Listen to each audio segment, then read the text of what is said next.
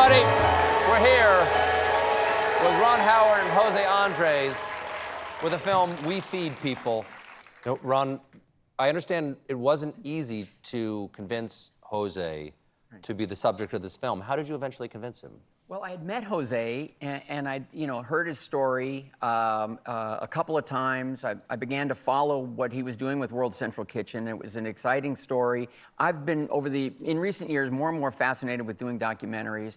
Actually, he was in a documentary I made called Rebuilding Paradise, because he was there. It was about the fire in Paradise, California, and World Central Kitchen was there, and we had a shot of him. And that was almost the trigger to sort of say, I'm gonna go ahead and collect the nerve to pursue Jose on this. And I did, and it was the answer was sort of like, no, I don't think so. I'm not ready, is what he kept saying. I don't think I really want to do that. I don't want a documentary about myself and so forth. And finally, I went to a fundraising event for World Central Kitchen here in New York. It was a big, large affair. It was the UN was in session, and it was a remarkable gathering. He gave another great, inspiring talk. And I asked him one more time, and he turned around, and there happened to be photos on the wall, about 20 of his key people, volunteers. And he said, that's World Central Kitchen.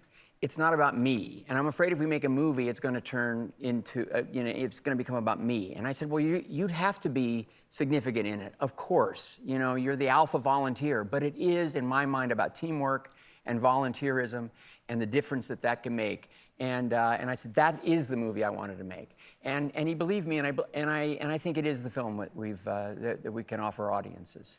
Now, why do you like to make documentaries now? Is it because you don't have to deal with actors? Is that why? I'm balancing both. I've got them both going, and I think the documentaries are, in fact, influencing my work behind the camera on scripted films and television shows. And I'm loving all of this. I'm loving storytelling more than ever in my life, and it's wonderful to be able to move back and forth between the mediums. I want to be in a movie, so he's been hounding me. I mean, He's been hounding It can happen. It can happen, and I'll tell you why it can happen is because one of the things you learn in this film is that you don't believe in impossible. That's right. That you believe in, you can never accept impossible. Something, it can be made possible. Where does that come from? Where do you learn that? I mean, come on, people. Millions of restaurants on a Friday night. People like you coming. Everybody wants a reservation when? 7 p.m. Why? Because you are important. Fine. Then you arrive and you want, I want my salmon, but I don't want it fishy. What do you want me to do? To put it on the bleach? I want garlic and shrimp. No garlic and no shrimp. What? Imagine millions of you just asking and requesting changes to a menu. It took us years to make. Chefs, we are very unique animals to adaptation. We keep a smile as you keep changing every single menu, every single night. And that makes us, we improvise.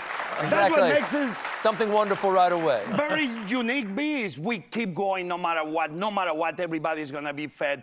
This is the chefs around America, around the world, that we feed the few in the good times, but every day more and more we are committed to feed the many in the bad times. We have to take a little break. When we come back, I'll ask Jose how you can make a difference in your town and around the world. Stick around.